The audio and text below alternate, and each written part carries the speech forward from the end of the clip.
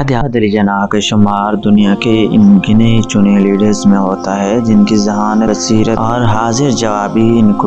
ان کے ہم اثر دیگر لیڈران سے ممتاز کرتی ہے۔ یہ ان کی بہترین قیادت ہی تھی جس کے سبب مسلمان ایک علیحدہ وطن حاصل کرنے میں کامیاب ہو سکے۔ قائد اعظم کی حاضر جوابی کی مثال ان کی پوری زندگی کا جائزہ اگر لیا جائے تو یہ واضح ہوگا کہ اگر پاکستان کو وجود میں لانا ممکن ہو سکا تو اس کی سب سے بڑی وجہ ان کی ذہانت اور بصیرت ہے۔ اس حوالے سے کچھ مثالیں آج ہم آپ کے سامنے پیش کریں گے۔ اللہ ایک ہے اور صرف وہی اس جہان کو بنانے والا ہے۔ اگرچہ قائد اعظم کے حوالے سے بہت سارے افراد ان کے ظاہری لباس اور انداز کی بنیاد پر یہ دعویٰ کرتے ہیں کہ وہ ایک بعمل مسلمان نہ تھے، مگر مسلمانوں کی اس جد و جہد میں ان کے قیادت کرنے اور ایک علیحدہ وطن کے حصول نے اس بات کا ثابت کیا کہ ان کے عقائد بہت مضبوط تھے۔ اس کی ایک مثال ان کے زمانہ طالب علمی میں بھی سامنے آئی۔ یونیورسٹی آف لنکن ان میں دوران طالب علمی ان کے ایک لا مذہب استاد نے جب لادینیت کا نظریہ اپنے طالب علموں کے سامنے پیش کیا تو قائد اعظم محمد علی جناح ان کے اس نظریے کے خلاف دلائل کا انبار لیے اٹھ کھڑے ہوئے اور ہر طریقے سے ان کے اس نظریے کو نہ صرف غلط ثابت کیا بلکہ ان کو لاجواب بھی کر دیا اور اپنی تقریر کا اختتام ان الفاظ سے کیا جس کے بعد استاد کو کچھ بھی کہنے کو نہیں بچا۔ میرا نظریہ یہ ہے کہ آپ کے لادینیت کے فلسفے کی بنیاد ہی غلط ہے، اس وجہ سے آپ جو بھی کہیں گے اس کا حقائق سے دور تک بھی واسطہ نہ ہوگا، میں اڑ جاؤں گا، آپ پریشان نہ ہو۔ اسی طرح کا دوسرا واقعہ بھی قائد اعظم کی زمانہ طالب علمی کے دوران ہی پیش آیا۔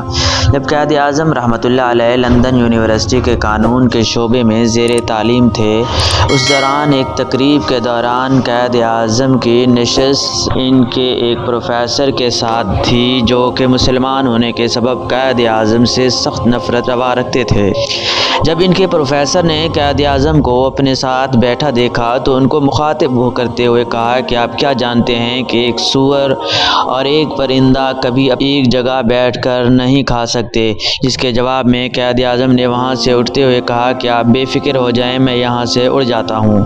میں سن نہیں سکتا، آپ لکھ کر دیں۔ قائد اعظم کی موقع فہمی اور حاضر جوابی کا ایک اور واقعہ لکھنؤ سے ممبئی سفر کے دوران پیش آیا۔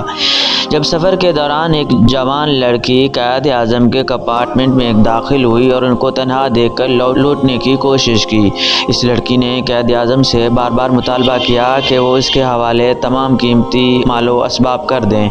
ورنہ دوسری صورت میں وہ گاڑی کی زنجیر کھینچ کر نہ صرف گاڑی روک لے گی بلکہ یہ الزام بھی لگا دے گی کہ قائد اعظم نے اس سے دست درازی کی کوشش کی ہے۔